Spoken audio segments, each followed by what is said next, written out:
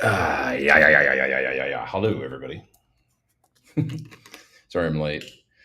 Thanks, you guys, for being flexible. Appreciate you being here and waiting for me. Yeah, we had a little sound check confusion just at the time that everything was happening today. It was different than what was written on the day sheet, so that's why I'd scheduled the show for a certain time. But anyway, what's happening, everybody? How you doing? I'm in Tampa today. Tonight's the last day of this run of this tour. And then tomorrow I will head home, do a little hanging in LA. And I'm actually going to head to Japan for a minute.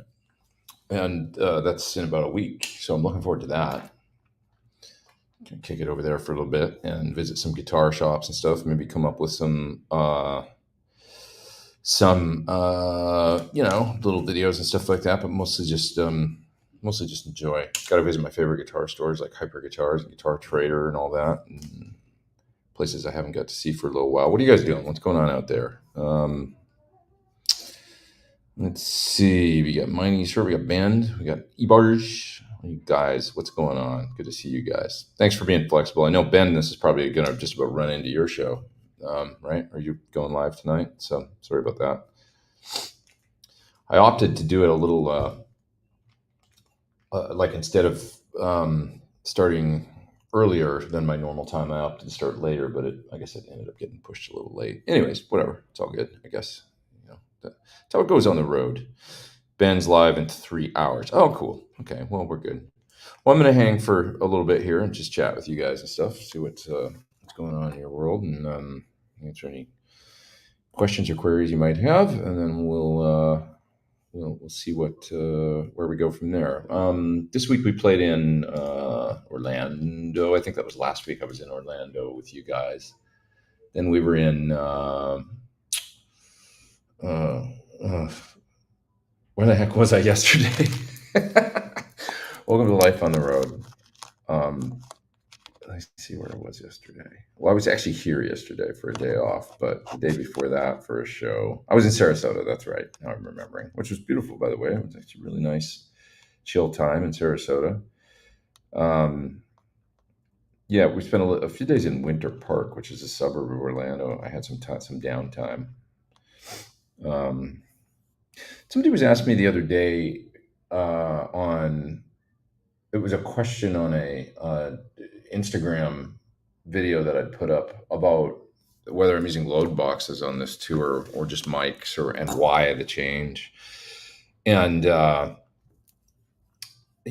just opted to go with PT100s, and they don't have the built-in load boxes and stuff like that. And they threw a couple 57s on the cab, and you just sort of get used to it. It's just like, well, that sounds good, and then everything in the PA sounds great. We've got a terrific sound guy out here, Wes, that's doing a great job. So I was just happy with it from day one, and I just rolled with that. And yeah, so no load boxes or anything on this tour. And I am trying to be really. As a matter of fact, tonight I was very proud of myself. We're in a sort of medium theater tonight, and I listened to my guitar on stage, and I was like, I wonder if this is too loud out front. And I jumped off the stage and I went out front, and I listened to my guitar in the house, and I was like, I think it's a little loud on stage. So I feel like I've bridged the gap. I ran back to the sound guy. I said, "It's probably a little loud for you, right?" He goes, "It's manageable. You know, definitely could." And I go, "I'm going to turn it down a little bit for you." And he didn't say anything. He was just like, cool. But you know what it is that if you watch the videos, like the one I posted a few days ago of Everybody, the Backstreet Boys tune, it sounds like pretty crushing, I think, like the tone and everything. I know he's not afraid to put guitar in the PA. And then that makes you want to make sure you're in the PA. Because if the louder you get on stage, he's going to walk around the room and go, well, I can't really get it up any louder than this because it's already, So if he's got it in the PA, especially when you got stereo in the PA, it's going to be better that So anyway, I know I've made a lot of noise about getting good stage volume and everything, but I did do the thing today where I was walking around listening to the level of the snare drum, the bass amp, and then my amps, and I just decided it seemed a little loud when I started, and I backed it down a little bit without being asked. So it's all about being a team player. Jacob says, how do you feel about aging rock stars losing their voices? I've noticed it with Vince Neil and Axl Rose. It's funny because there's an Axl thread out right now, or whatever, reel on Instagram. There's a lot of people kind of taking the piss out of Axl in this thread. a reel rather. He's singing "Welcome to the Jungle," and some people are saying he doesn't sound good and stuff. And I'm listening to it, and I'm going like, he doesn't sound that bad to me in this reel. Like, this is not a great example of him sounding terrible. He's singing in tune. His voice sounds like he's a little out of breath and lacking a little like power or whatever. But I'm like, he's probably, where does "Welcome to the Jungle" come in the set? I don't know, but could be 2 hours into a 2.5 hour set. I know he likes doing really long sets. And, he just sounds like a guy that's, 30 years older than when he recorded the song. He's working hard, and I can tell by the sound of it that in the PA it probably sounds really good. It's when you watch it on Instagram through a phone, it's the worst way to watch live music. There's no bass. It's just kind of all those upper mid frequencies. So the vocal is going to be really whatever. So Vince, yes, I've seen some sketch, some stuff, but it's a hard gig. I don't know. I have mixed feelings about it. If it's really, really, really bad, like in this clip, Axel's singing in tune. He's singing the parts. Like, he's not, phoning it in on not delivering all the parts. He sounds a little out of breath here and there, but like it's in tune, the original key. And like if you guys are in bands, all you guys are saying, it's something, you have your good days and you have your bad days, So um, I got mixed feelings. What do you guys think? If it's really bad and sounds nothing like the original, if you just can't hit the notes anymore, and if it's like, then it's like, okay, that I have a problem with. If people are in arenas and they're taking people's money, and it's like, that's a drag, But this wasn't a good example of that to me. It really wasn't. And I really listened more than a few times, and I think people were just kind of being trolling a little bit more than, Earl says when rock stars lose their voice, they move to national, go country. I mean, that's one way to go for sure. Just, go down an octave, like in my range, and sing some country, singing the country song. Sorry, that was awful. But you know what I'm saying.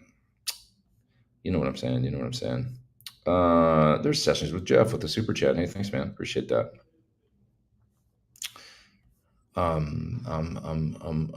Maybe their voice isn't changing, but our hearing. Voices definitely change when you get older. Singers often, especially in the 80s, painted themselves into a corner by singing as high as possible when they were in their 20s, and it's just, your voice changes when you get older. My voice is better now than it's ever been. I mean, I think, like, if I'm warmed up and if I practice a part, I can sing more in tune. And, just personally, I know that, I feel that I'm more confident now to be able to sing than I've probably ever been. But I've never considered myself a born singer. I always had to work at it hard. Yeah. Okay, just reading the chat here. There's a super chat I got to grab there. When you toured Australia with Melissa, were you using a Friedman? Yeah, I was actually, but only as a power amp. I had an old, like, second generation, built by George at Metropolis, actually, BE100 back then, and I used it as a power amp. So I was running a very similar rig to what I'm running right now: stereo, 2 cabinets. I can't remember if it's 2 412s, but I think it was, actually. I think I was using rented Marshall cabinets on that tour in Australia. And I had the Friedman head and my PT100, and they were, the PT100 was the main tone generator running into the stereo effects and stuff. And then I'd return one side of stereo to the PT and the other side to the Friedman, just balance out the volumes.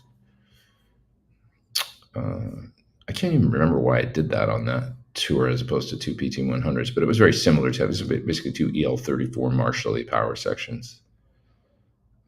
Yeah. Todd says, anybody see the reel with Who's Roger Daltrey getting mad? He has to sing when he's sick and he stops the set and stops playing. I haven't seen that. He's pretty frustrated, I don't know. It's a hard gig, man. I think Roger's one of the ones that's been singing terrific. He had a voice operation a number of years ago that really helped him out a lot. He, like sometime around 2012, maybe, or something. And he really, like, the last time I saw the Who, he was the MVP for sure. Roger was terrific. I mean, just singing great and really bringing it. all things considered. Hank, hey, what's up, man? Thanks for the super chat. What are the best shops in Tokyo for finding vintage lawsuit Gibsons? The best one is that I've found. There's probably others, but well, first of all, you can go to Ochanomizu and the big guitar district and find a lot of that stuff there in the various stores. But there's a one store called Hyper Guitars that is in sort of north part of Shinjuku, and there's a store underneath. Sorry, Hyper Guitars is in a basement. Right next door, there's a guitar store. So Hyper Guitars, you walk in a door and you go downstairs, and it's an amazing vintage store with incredible vintage stuff, but not a ton of Japanese vintage stuff. It's mostly American stuff.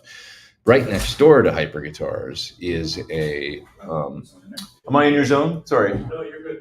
Yep. Okay. Right next door to Hyper Guitars is this store that has a ton of Japanese guitars that it's exactly what you're looking for. Graco's, Bernie's, Tokai.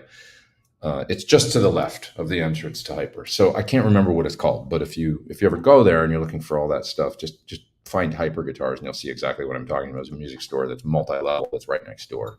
And they have a lot of stuff and a lot of effects and great stuff. They've also got US guitars, like American guitars on the different floors. Third floor, fourth floor, something like that is all vintage US stuff. Yeah. Went to GNR in Edmonton on Thursday. Access sounded great all 3 hours. Next day to Stang. That's a good store. My buddy Tyler.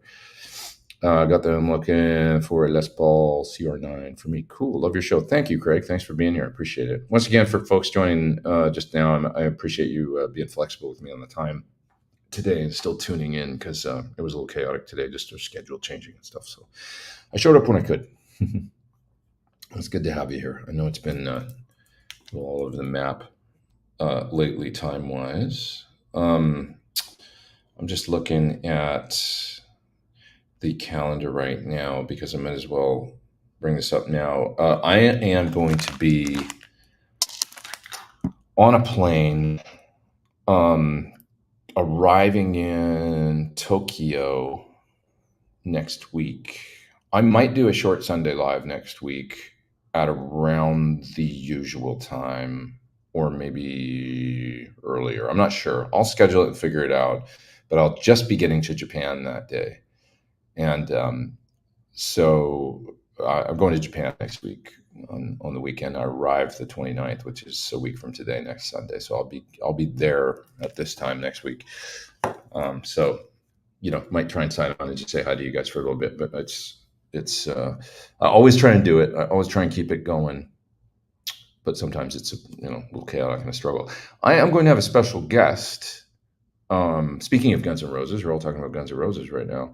I'm going to have a special guest on the 5th. And no, it's not Slash, or it's actually Ron Thal. So Bumblefoot, who'd had a tenure in Guns N' Roses.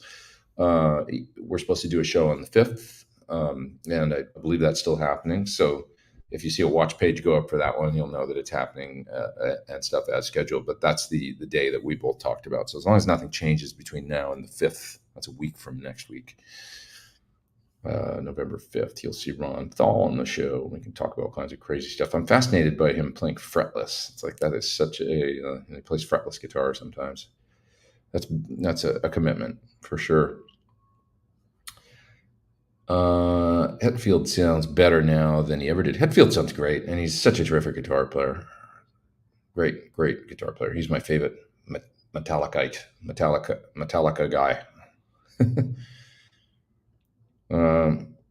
Yeah, okay. Any experience with Martin SC13Es? I don't know that guitar. Sorry, I'm not sure about that one.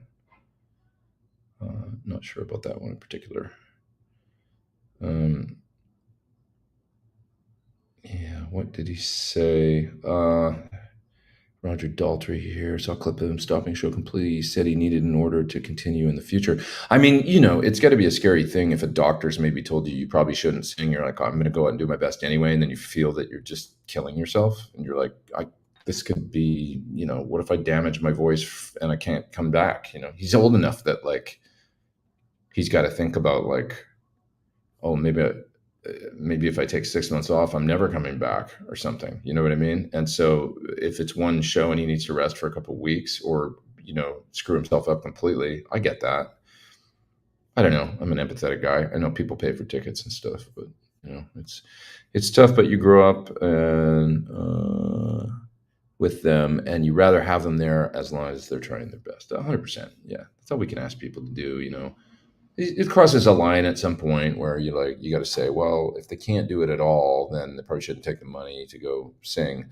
Some people were suggesting that about this clip of Axel that I saw on Instagram. And I thought he just sounds like he's a little tired to me, but like he's going for it. And he's definitely in tune. And, you know, who the hell sounds like they did 30 years later, right? Sammy Hagar still sounds great. Yeah, he does. He has his rough moments here and there too, like anyone, because he sang real high a lot. So it's like when you're singing "Love Walks In" or something by Van Halen. I mean, that's like but he does sound great. For sure. Yeah, we do the best we can with what we've got.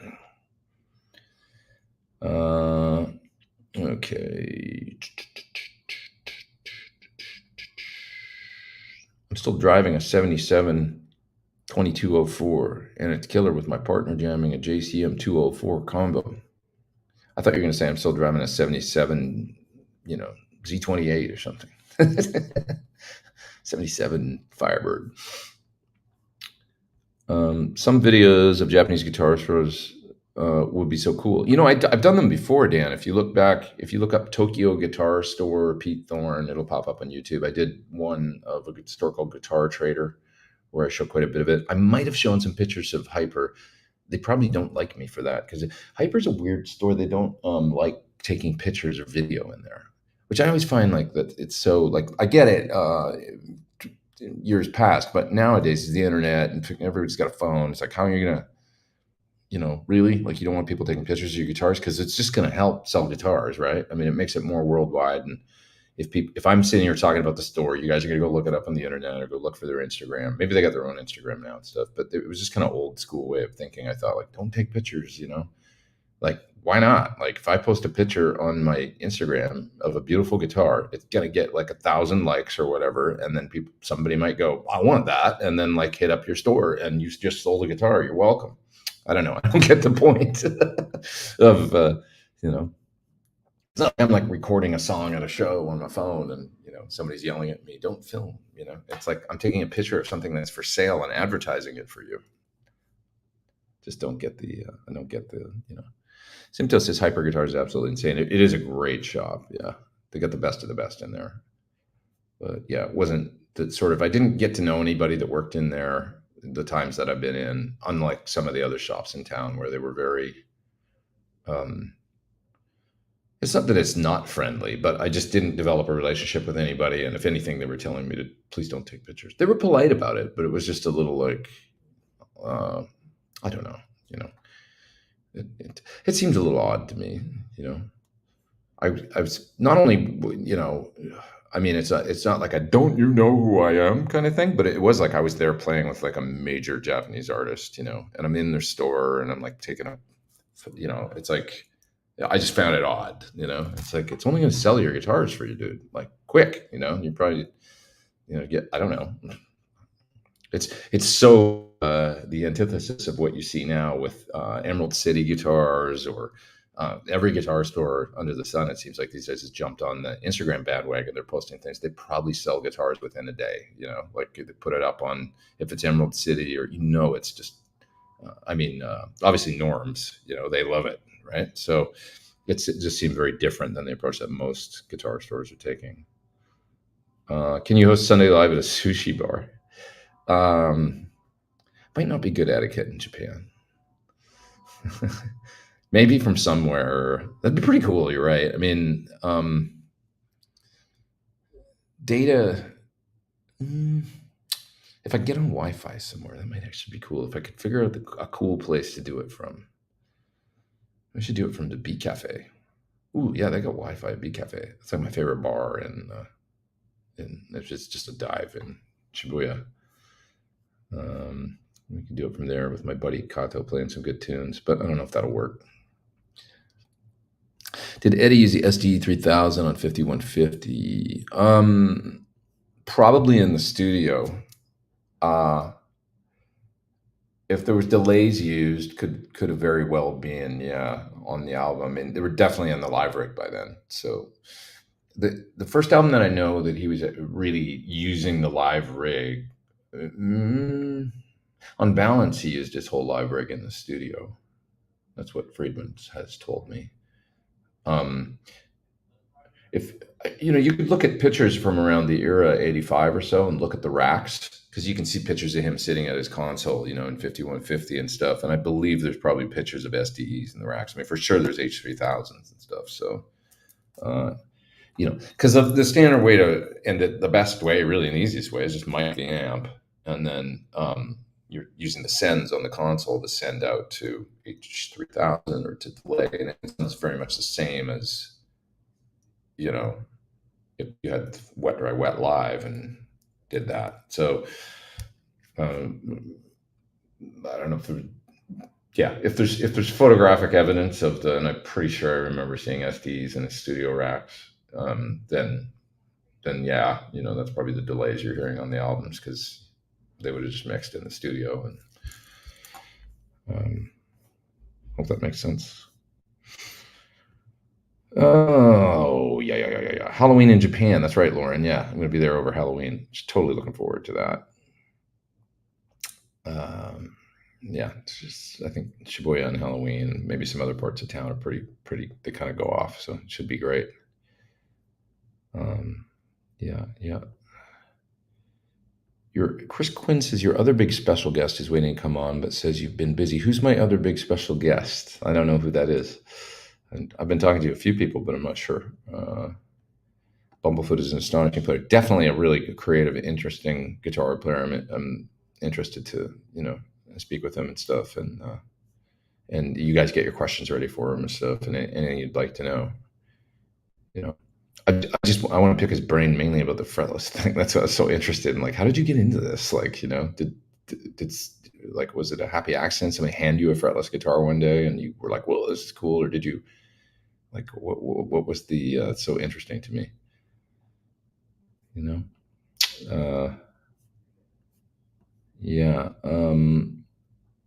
I'll be in Tokyo 11/4. I'm actually you want to hang with someone you don't know. I'm actually leaving that day, so that's the day that I turn around, come back. I got to be back in town. Then I'll be like, you guys will see me all jet lagged and weird with Bumblefoot on the 5th, because I'll just have gotten back probably late in the afternoon or the evening of the 4th. Yeah. Let's see what else we got there. Todd's talking about the new Stones. Have you guys heard New Stones? I hear it's great. I've only heard the one song, the single. I haven't listened to the album yet, but I'm really excited to give it a listen. I hear a lot of people say, "Oh, I really like it." So it's cool. Yeah. Where David probably shouldn't be singing anymore, says Mark. The funny thing about that, like I saw Van Halen 2012, 2015. Saw the very last Van Halen show, actually, at Hollywood Bowl. My takeaway was that he was great on certain songs, and when he doesn't try and do the super high screaming thing, or like way above his range, it was so good. Like when he was just singing in his lower range and kind of sticking to the melodies in the songs, like it was like, well, that sounded good. And then on the next song, he'd do something totally different. It was just like, where sometimes he'd kind of go off, because he's an eccentric guy, I guess. But there's a speaker on in here with the opener doing sound check. I don't think I can. I think it's just coming from the hallway or something. But she's a good singer. But just wondering if it's messing with the echo cancellation or something. Anyways, doesn't matter. Let's see. Has anyone seen the Rick Beato interview with Yngwie? Amazing picking technique. Yeah, I did watch it, actually. It's really quite enjoyable. I thought it was really good. I got some new insight into how he came about and does things and how he thinks. And I thought it was really good. Yeah. So check that out. Rick always does great interviews. Robert Smith from The Cure still sounds similar. Yeah, I would say he sounds really great. Everything I've watched recently. We're doing a Cure song on this tour, actually, which is fun. First time I've played a Cure song live. Hello, Pete and everyone. Excellent tip. UAD native LA2A limiter, completely free download up till 31st of October. Can be used without UAD hardware, and probably just great. I mean, the UAD LA2A is something I've used on bass guitar and other stuff for a long time, and it just makes everything sound great. UAD plugins are terrific sounding. So, I'm going to review the new Fender amp cab. I think the modeling thing they're supposed to get me to do a little video of. I think that's happening. I spoke to somebody from there the other day. But it'll be a little bit down the road because I got a lot of work to do before then. I don't know anything about the FRFR cab, so I'll check that out. Haven't heard anything about that. You guys are more on top of it than me. What else? Well, this is interesting. Deja, that sounds cool. Speaking of selling guitars, 58 Carina Explorer replica on eBay. Who built it, I wonder? Is it Gibson? Or is it someone else? It's pretty cool. Hope you do well with that sale.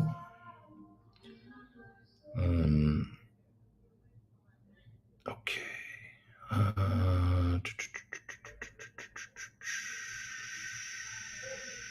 Sorry, just reading through the questions here and comments. Guitar recommendation for a Fender Blues Junior playing garage rock with single coils at Telly. Oh, speaker recommendation. Sorry, I read that wrong. Is a Blues Junior a 10? I think it probably is, right? Or is it an 8? It's a 10, right? I would recommend. Celestion makes great 10s. Either the Greenback 10 is great. I love it. And that's probably what I would do. It's probably the most reasonably priced. Or an Alnico Gold is really lovely in a 10. So that you get one of those. Just check out the prices and stuff. Maybe listen to some clips. But I've liked both very much. I think they're really good. Chris says, etiquette in Japan on a different level. Nervous about doing something wrong when I'm there. Not slurping noodles, walking and eating, feeling. They don't expect you to do everything. They know that you're, not from there, unless you, happen to be, full Japanese or something by, your mother and father were Japanese. Then they might feel like it was weird. And I met one guy like that. I grew up in. But Reed, he works at a music store, actually manager or owner of a music store in Calgary, I should say. I'm forgetting the name of the shop now, but he's full Japanese. I mean, his parents both Japanese, but he was born and raised in Canada, didn't speak Japanese. And I found his story about going to Japan really interesting because, of course, he hit the ground there, and right away everybody comes up and starts speaking Japanese to him. And it was his first time there, and he got that over and over and over for the whole trip. That's going to be another level of kind of anxiety, I guess. But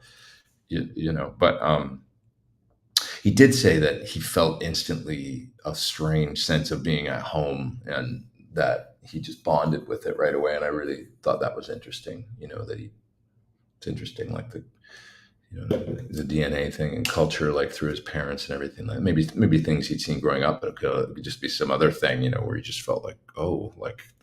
That was kind of unexpected to him, So I liked that story. But yeah, long story short, somebody like me showing up there, they're not going to expect you to do everything totally properly. And I've ran into very little of that, and I've spent, I think, at this point, over a year there in total. So don't worry too much. Fareed's got to run. Thanks for being here, man. And I'm sorry about the. I know it's late in Europe and stuff. If you're over there, if that's where you are, I'm not sure where you're at. I'm sorry, but yeah. Oh, Chris. Oh, that guest. Yes. Okay. Would love to get with that. I don't think I've received another email about that, Chris. We'll keep that a secret, but I am going to, if you've got some sort of connection that I don't know about, have the appropriate parties reach out to me and let's do something soon. In November would be great. Perhaps towards the end of November would be great once I'm off the road completely. Uh, and I will hook that up. That'd be fantastic. Okay. I've heard a few new songs on the new Stones. I'm buying it. It's that good. That's awesome. I can't wait to hear it. That's awesome that they really knocked it out of the park, and it came out with a great new record. That's terrific. Is it true that the new album is only available on cassette and 78? I haven't heard that. I don't think so. Uh, yeah. My niece Hurt says, I really enjoyed the Ingve video. He's a fascinating guy. I mean, whether or not you're even into his thing, he's obviously one of a kind, really devoted. Um, you know, I mean, I remember him from day one, man. I remember seeing him in Mark Barney's column, and he talks a lot about his early days in, when he was in a band. He doesn't even mention the name, but I assume it was Steeler that he was referring to, because he was in two bands. He was in Alcatraz and he was in Steeler. Steeler, he said, lasted about a week, and which I remember that, it's like, oh, he's playing guitar in this band, and he's endorsing Area Pro 2 guitars. That seemed to last about, from Tuesday until Friday of a certain week in 1982 or something. Anybody remember the pictures with him, like of the V? He had a V with single coils in it that was an Area Pro 2, and he put strap pickups in it. I think he used it very long. But yeah, he came and just kind of took over for a minute, and really made a name for himself, and it was amazing. I met him around 86, I think, or 87, because he was opening for Whitesnake, and he did an in-store at a shopping mall, and I went there and I had a Fender Lead 3 guitar, and he autographed it for me. And he goes, oh, cool guitar. I remember him, like, he was nice, he looked at the guitar and he said, that's cool. And then he signed his name on it. And somewhere there's a Fender Lead 3 with Yngwie's signature on it, probably still in Alberta, that, somebody's got it. And that was mine. But, and I had a Kaler on it too. I really buggered it up. And it was originally a fixed bridge. It's an interesting guitar. I would love to have that guitar now. Cherry Sunburst Lead 3, black pickguard, 2 humbuckers, maple fingerboard. Yeah. Like I ended up with some funny guitars in the 80s, that were like real, like, not Strats and Tellys. They were like, but Fenders, and God, I had what were your crazy guitars? I had a Hamer, fuchsia Hamer, Chaparral with boomerang inlays, with a Floyd, black hardware. I had a Blue Burst. One guitar I really wish I still had was a Blue Burst Kramer Pacer, single pickup, but had the series parallel single coil split with 3-way toggle on it. I believe it had a volume and a tone, chrome Floyd. My first guitar with a Floyd Rose, I think, that I got in LA on a family vacation down there when I was probably 14, 15, 16, something like that. My dad got it for me while I was there, and I was so stoked. I was so stoked with that guitar. And then I didn't keep it that long. I'm stupid. I should have kept that guitar. It was cool. I can't remember. My memory of that guitar is that it had a banana headstock on it, which would make it very traditional and weird. Maybe it was re-necked or something. I don't know. But I remember it had a Kramer neck, and I believe it had the banana headstock. But it may have had a Pacer headstock, like the one that kind of looks like the Sur headstock, and I just forget. I'm just not 100% sure. I don't trust my memory anymore. But anyway, I wish I'd kept that guitar. It was one that I never should have let get away. You hung out with Ed and were friends. Did you play his Frankie? How heavy was it? I didn't. There was a guitar that was there one day. I went there and did some photos that you can probably find. There's photos of me playing a Frankie at 5150 that Matt Bruck actually took around 2009. And I never even asked. He just kind of put the guitar in my hands. Matt did, and we took some photos. And I was never like, this isn't the real one, right? I kind of didn't want to know. I was like, because it looked exactly like the real one at that time. Remember in 2007, Fender came out with the um, the reissue, that was 25 grand or whatever. So I'm certain it was one of those, but I didn't. He goes, "Do you want to take some pictures with this?" And I was like, "Yeah." And then we never talked about it. And I was like, "I'm not even that. I know this is a reissue, but part of me wanted to believe it was the real one, and so I just didn't ask." We never cleared that up. I'm sure it was a reissue, but when various times that I was there, I would go in and Ed, there's always like there's just a crazy energy of being in that place. So I didn't want to ask a lot of questions, and I didn't like try and pick his brain a lot about certain things. But I saw the 5150 guitar on the wall, when I was in there walking in, and I was like, you've seen pictures of the studio, and you can see the guitars hanging. Now when you go up there, Wolf's got all those guitars and stuff, and he's got but yeah, you would go in, and he would have the various guitars. So I remember the 5150 Kramer being on the wall. I always, part of you is like, God, I would love to hold that for a minute. But then I was never like, oh, no, I'm not going to ask that. It's just so like, I just wanted to be cool and chill.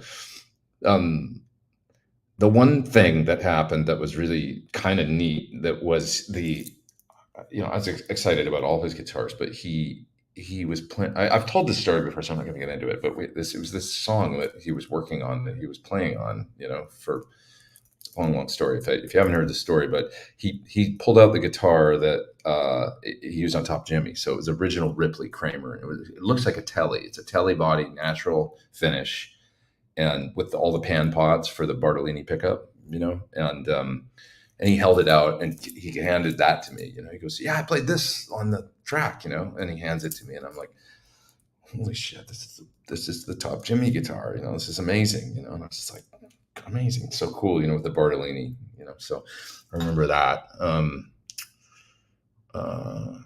Crazy, just really neat. But the Frankenstein, I don't. Other than that time that I was up there taking the photos, and I'm pretty sure it was a reissue. So I just didn't want to ask. Let's see here. I have a few Yngwie stories from the 90s. He was definitely nicer to Rick Beato than he was to me. I've heard a few stories about folks that have met him in person. This is a certain time. It's like one night, I think a friend of mine, Michael, went up to him at the Rainbow, and he like he's Swedish, Michael, and he'd been listening to him for years, and he was a huge fan, and he saw him at the Rainbow, and here he is in LA, and there's Yngwie at the bar in the rain. You see all kinds of them. Every time that I used to go in there, Lemmy'd be sitting there playing Pac-Man in the back. Like there's just Lemmy playing Pac. He was there almost every time I ever went there. It was like his home away from home or something. He just sat in there and played video games. So, see, the first time I was in the Rainbow, Slash ran into me in the hallway. Oh, sorry. I was 19 years old. I remember it just used to be a who's who of like, everybody just used to party there. So, but I remember Michael's story about seeing Yngwie at the bar. And he said, I had to have a shot, and like to get up the courage to go up to him. And then he went up to him and said, "Mr. Malmsteen, your music has been, I've studied all of your songs, and for a guy like Yngwie, he's probably there, maybe he's a couple drinks in or something at that point, and who knows, his mood and state of mind." And Michael just went on this little diatribe about how much his music meant to him and how he's so influenced by him, and he's practiced all of his licks and stuff like that. And Yngwie just went, "F off." No. Which is kind of perfect in a way. Like in retrospect, when you look back on it, that's like, if that had happened to me, it's almost.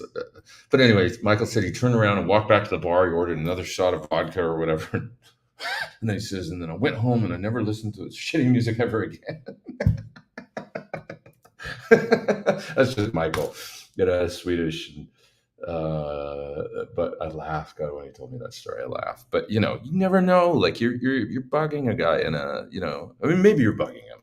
Maybe it was mid conversation with someone else. Maybe Michael, you never know the circumstances. So it's always a risky, don't meet your heroes thing. But I've met Yngwie twice, and he was very nice both times. One time was in the 80s, when I got the guitar signed, and he was cool to me. And then the next time I met him was with Chris Cornell.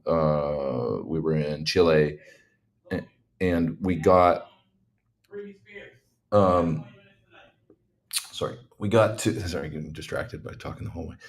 We got to Chile and we got in the van in Santiago and drove to the hotel. And on the way, the promoter was like, "Hey, Ingve's playing tonight in the theater. Would you guys want to go? Like, it starts in about an hour and a half or an hour." And we were like, "Yeah, let's drop our bags and go," you know. And so we just checked into our rooms, came back down, and headed straight to the venue.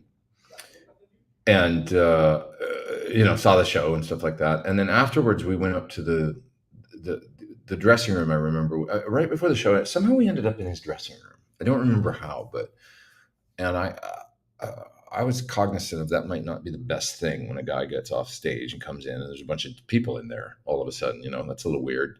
So I was trying to be very respectful of that. He came in. I remember him coming in, and I'm sitting in there with the Cornell. It was Yogi and me and Sutter and Corey. We're sitting there, and he did have a look on his face right away, like, "Who the hell are these guys?" And the promoter goes, "Ingve, these are the musicians from Chris Cornell's band. He's playing in town tomorrow, and they came to see you play." And he instantly lit up, and he goes, "Oh, Chris Cornell wow, it's a fantastic singer. Nice to meet you." And we said hi to everybody, shook everybody's hand. And then he sat down. He started eating dinner.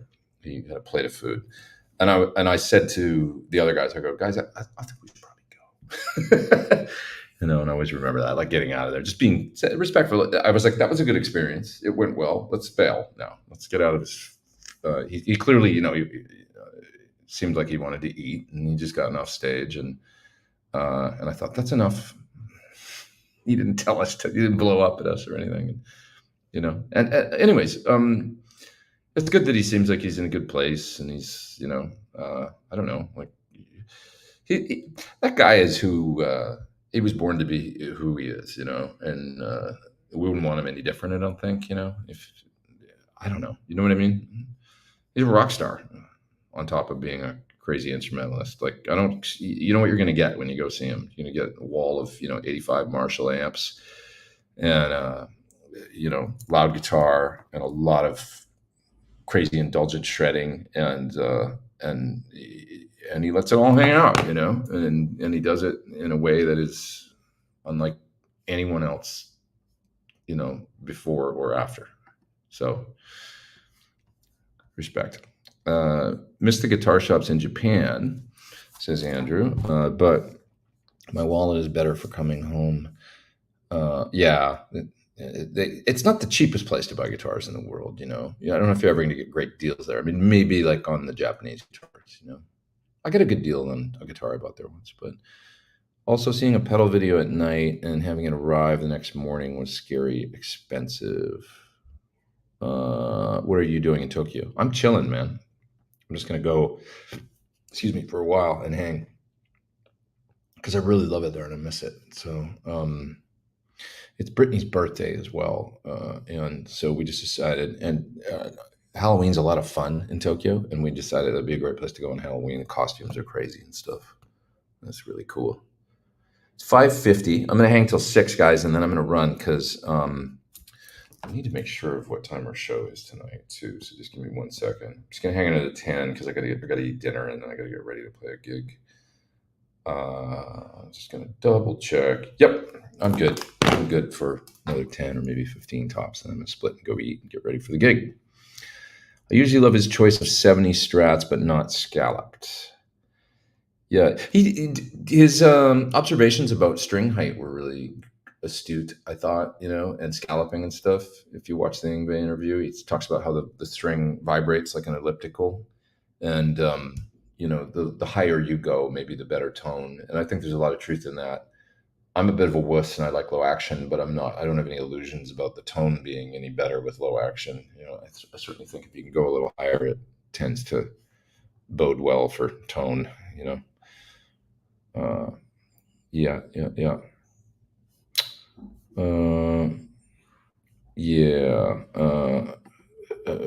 He was untouchable before his accident. Remember, kids, when that stuff came out, people like Pete and myself who were older, our jaws dropped. Yeah, it was amazing. I mean, the stuff he was doing on guitar was like unlike and especially at my age where I was a teenager and maybe not as music. I mean, I always feel like I had a little bit of a good, good solid like grounding in the Beatles and songs and stuff like that. But I was still very taken by technical, crazy guitar playing by people like Yngwie and Paul Gilbert and stuff like that. Um, the thing that Yngwie had that I think, and he used to make this case, and I think it was a good case. There was a lot of people that could shred and play crazy, but he's like, if you slow down when I'm playing, it sounds good slow.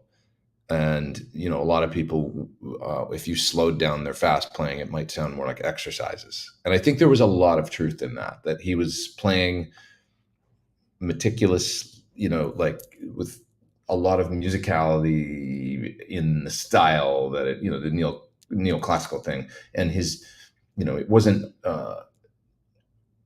just or you know what I'm talking about. His note choices and stuff weren't just sort of sequences through scales and stuff, and I think that's what he really did different than he wasn't like anybody else, um, and songwriting and everything else aside, it's like I don't know, it was he was his note choice, and then the way that he was very unique. I don't know how else to describe it. There was a lot of shredders, but then you had Ingve. So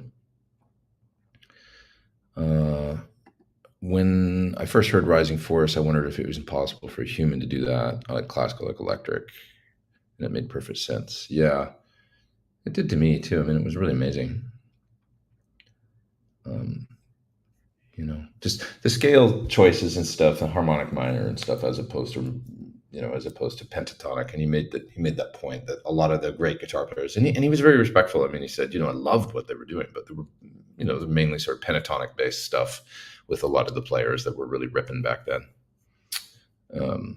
Whereas he was, very different with his note choice and stuff. Yeah.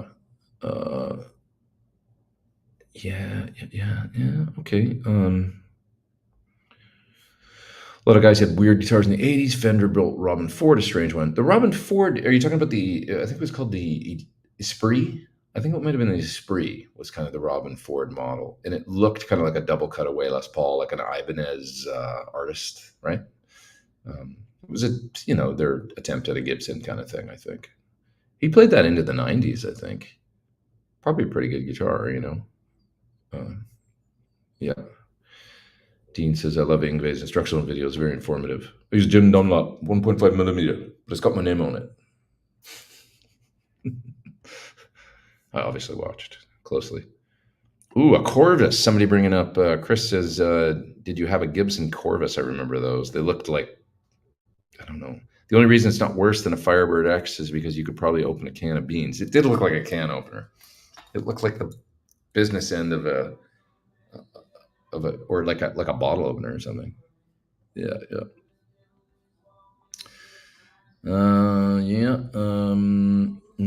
Oh, a couple super chats coming in hot and fast at the same time there. Thank you very much. I saw Ingve open for Dio New Year's Eve 1985. I feel like that's the show I saw. Maybe it was Dio and not. You know what? That makes sense. It was Dio and not Whitesnake.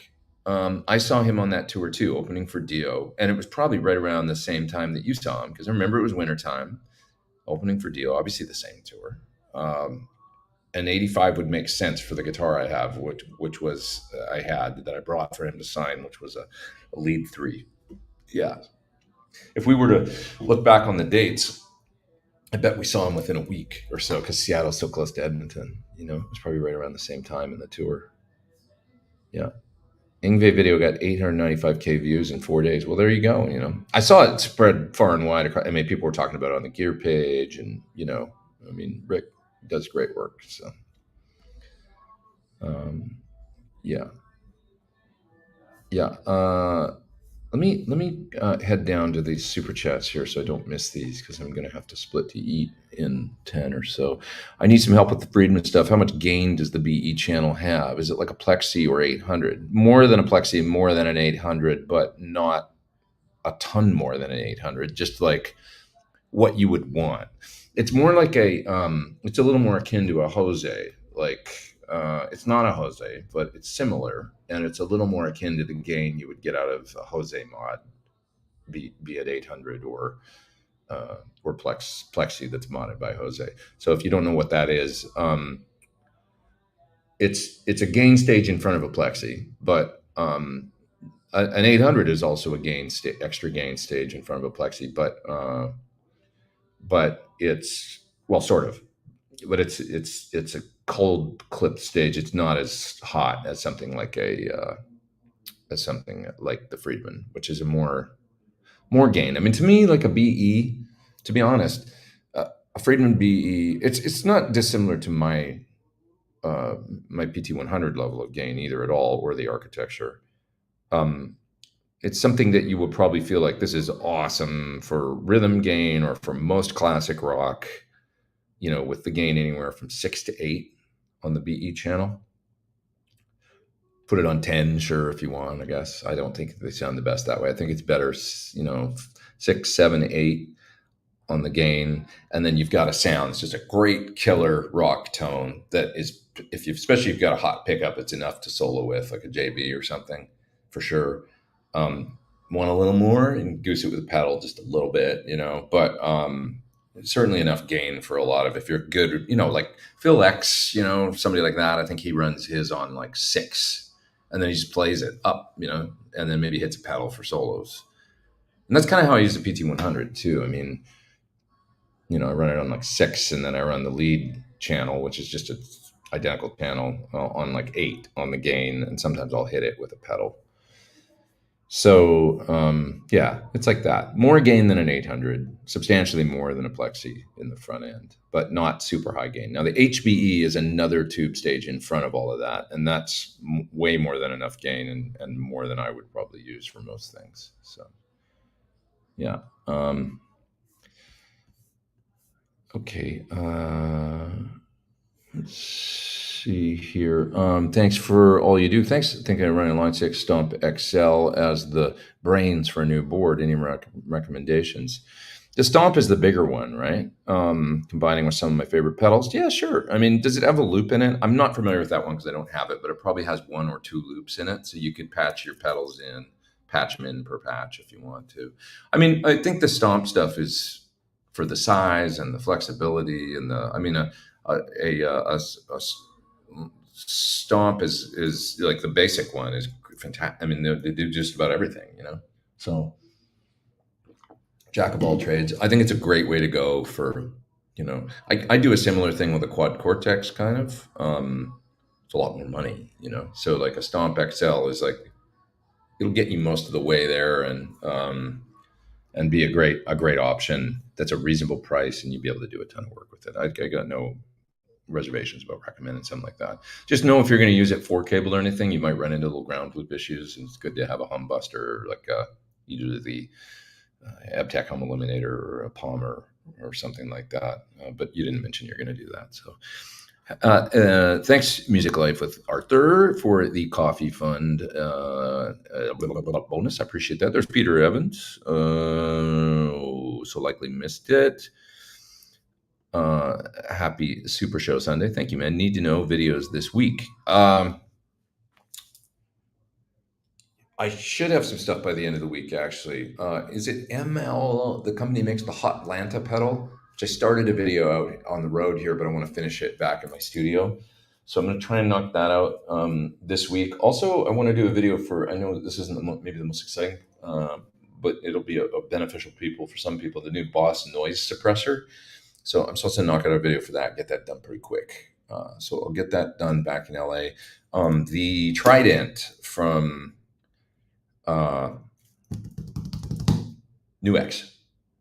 Started a video for that before I left. I'm going to finish that when I get home, put that out finally using some of my presets. So I made presets for it. It's a little bit like a Stomp XL, kind of got modeling built in and stuff. Yeah, it's just from NuX. I'm going to do a video for that. I've got a Bigsby pedal that I need to make a video for. So I'll see. I mean, if I got all that done, I don't think I will, but maybe a few of those out of those 4 things I mentioned, I will get done this week before Japan. And then when I come back from Japan, I've got a few days in LA before I head on another little leg of what I'm doing right now and I'll get a couple videos done then too and get them out. But there's a few. Dio rules. I like Dio too. Yeah. Okay, what else we got? Beato's a genuine article for sure. He's a great interviewer. He's very musical, very bright guy. Um, I like Rick a lot. Did you see Johnny Marr on that pedal show? Just a little bit. He can just play one legendary song after another with some of the greatest guitar tones. I love Johnny. I think he's a great guitar player, songwriter, great tones, just really, really cool. I'm a fan. My friend Henry is actually working with him doing some orchestral shows this fall. I don't know when they're happening, pretty soon, I think, but there's one or two shows, sometime maybe around Manchester or something. He's doing these orchestral shows that Henry actually got to do all the arrangements for, I think, with Johnny. So Henry's the keyboard player in classic rock show, but he can do so much more than that. He's a string arranger. He's full on, he's a very, very musical guy. Plays drums, plays string instruments, and plays keys beautifully. And he's, for his age, he's just like so talented. He's a great singer too. So anyway, he's gotten to work with Johnny a lot, and he's over the moon about that. So pretty cool. Wish I could see those gigs. So we got 275 people online. This was fun. I think I'm going to split you guys just so I have time to get. I know this was only about an hour, but I just want to get dinner in before the show, and then I need to change and stuff, get ready for the gig and stuff, and then do the final show of this leg, and then head home tomorrow to LA. Looking forward to getting back home, enjoying myself back in LA for a little bit, and seeing the cat. Okay, everybody have a great week. Thanks for bearing with me. Like I say, next week is a little bit of a wild card too, but it'll be from Tokyo. So this week Tampa, next week Tokyo. And some time zone difference. If I can, I'll sign on for a little bit over there and say hello and stuff, and check in with you guys. I think it'd be fun to do. I used to do them there quite late, I remember, because late there was it's like early in. So if it was like 11 p.m., it'd be early in the morning there. If it was 2 a.m., it'd be, it might be a weird ass time that maybe you just got to watch the replay or something, but I'll figure it out, and then I'll do something, And then the following week, the 5th, that should be Ron Thal, Mr. Bumblefoot.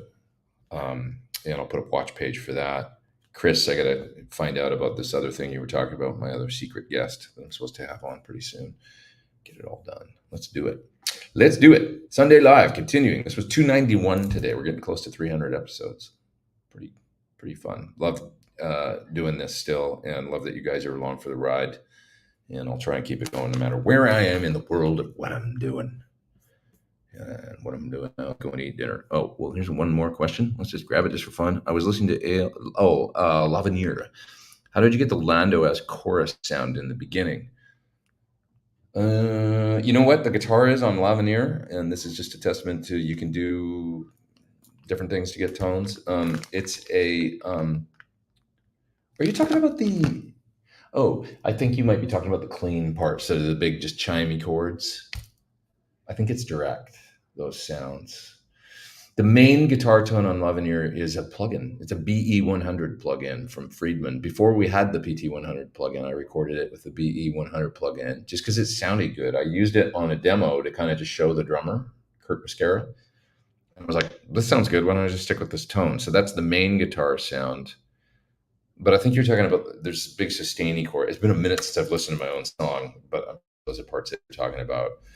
Maybe I did them with PT100 really clean and like ultra compressed, and then I added some modulation. Dude, I don't remember. I don't actually even remember how I did the mod, but it was probably a plugin. I probably added a chorus plugin or something like that, or maybe did it using the H3000 on micropitch or something, and added a bunch of reverb and stuff. I seem to remember like a sustaining chords. It might be another song though. Sorry, my brain is fried. I've been on the road for a month. All right, you guys are the best. Thanks for being here, and thanks for all the awesome questions and hang. There's about the Dio show. That's January 3rd, 1986. Yeah, that would be it. And that was the afternoon I probably met Ingve, because he did the in-store in Edmonton that afternoon. So yeah, good memory for sure, man. That's a minute ago. God, 1986. Imagine that. Crazy. Still alive. All right, everybody. Take care. Have a great week, and I should see you next week from Tokyo. All right. Take care.